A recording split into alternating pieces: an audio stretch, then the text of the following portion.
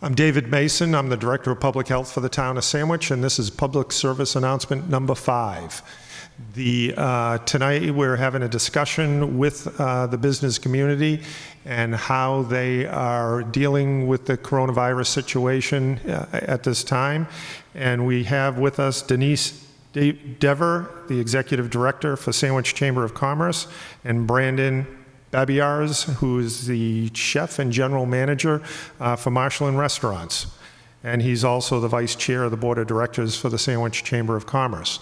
But we're going to get an update from Chief Burke as far as the status of operations and what we're doing in town to date.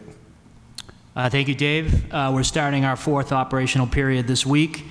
There are currently 29 confirmed cases in the town of Sandwich. 4 of those cases are hospitalized. The other 25 are self-isolating at home. The age range is 21 to 85 for those patients. And the fire department has been steady. Again, we're maintaining our personal protective equipment. As of this morning, guidance from the state requires all fire department personnel to wear masks on every call. So even if you have a non-COVID related medical issue, you will see our personnel at least masked up and with gloves. And that'll be moving forward.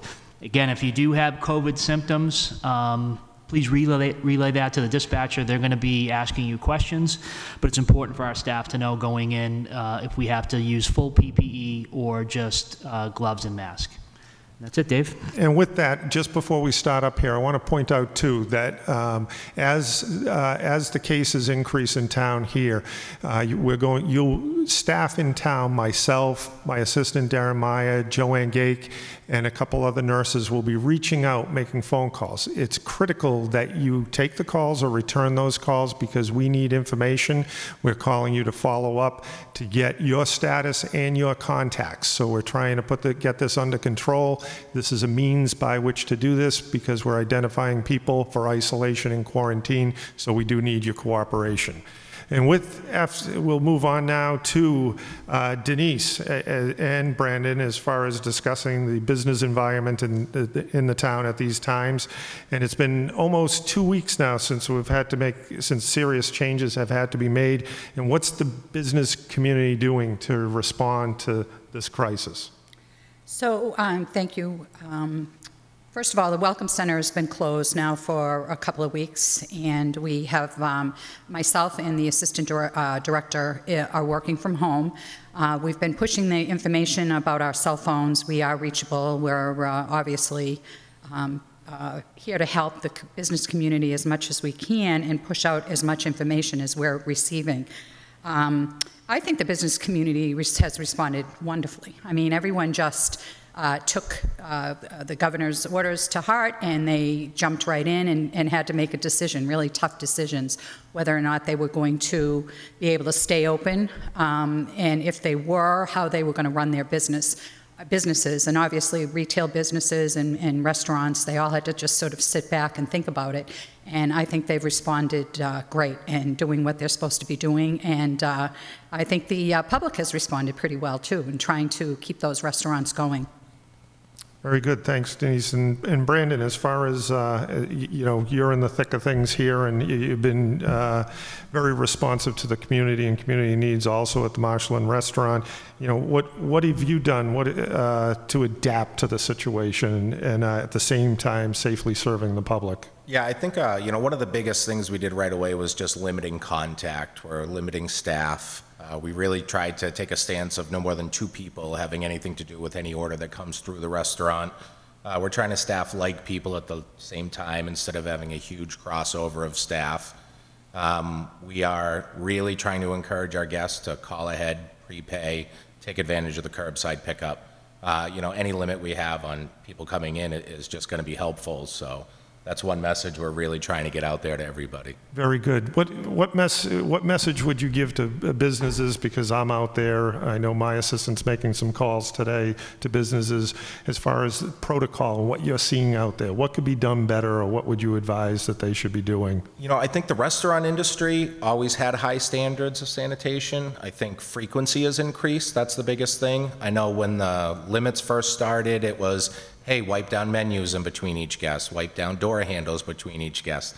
At this point, it's just we're doing it so much more often now, and we feel that that's our best way to kind of combat any chance for, you know, an outbreak or anything like that. Very good. Denise, what is out there for the businesses, because they are having a tough time? What's available to them at this point? Well, we're pushing out as much information as we're receiving. I think I mentioned to you earlier, the other chambers of commerce on the Cape, myself and Wendy Northcross, who is the Cape Cod Chamber, have been in almost daily communication. We have a meeting, a Zoom meeting this Thursday.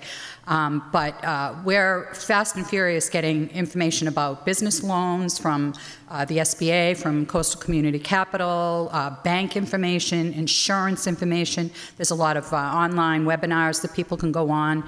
We just shared a document the other day for the emergency loan small business guide and checklist, which was a great document that I'm hoping everyone is receiving.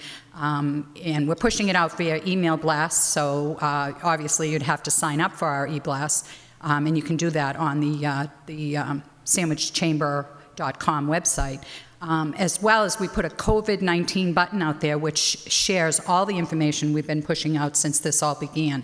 And we're not doing them daily anymore, probably every other day, Monday, Wednesday, Friday, because information's, it's coming a little slower than it was last week. But we're here to help, and I've received phone calls and emails asking where to go for certain things, who to talk to about things like, obviously insurance questions and tax questions, and we have a lot of resources in the business community, a lot of chamber members that we're referring people to that are here and happy to help. Very good. So a lot of the business and restaurants, they do have, their websites and their menu offerings. I mean, are they offering a full menu or a modified menu? Have they adjusted their offerings so people can better identify what they're doing? Yeah, I can speak on 2 out of our 3 restaurants have actually cut back to only serve from 4 p.m. till 8 p.m. The daytimes are kind of slow. Our 6A location, the original downtown, is open from 8 to 8. They've seen a little bit more traffic, so it's been feasible. When we run out of stuff, we run out of stuff. And right now it's been a very difficult balancing act to try to, maintain as much as we can. But we think it would be a crime right now to buy food that we're not going to sell and waste. Right. So that's been a little tough, but I think more limits are going to come as time goes on. And the restaurant world is used to operating in chaos mode, so I think we're well suited to be able to adjust to the different needs and still, make it work for everybody.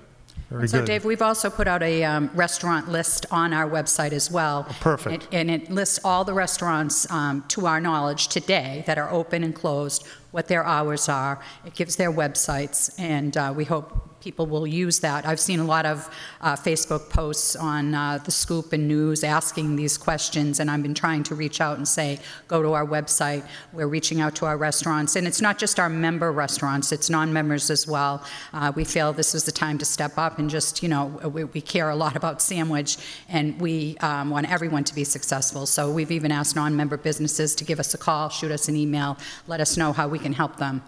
So even in this time, with the businesses that are there, I mean, we'd still ask for patience of the people, because you're operating under different guidelines, a little different time frames, lower inventory and stuff. So just some patience goes some long way. That's right. As far as supporting these businesses. And let us not forget, the restaurants, but also our retail community. There's a lot of retail that can still happen via, I know one of our members, Tails in the Sand, she's offering curbside pickup for, dog and cat products and food that she sells.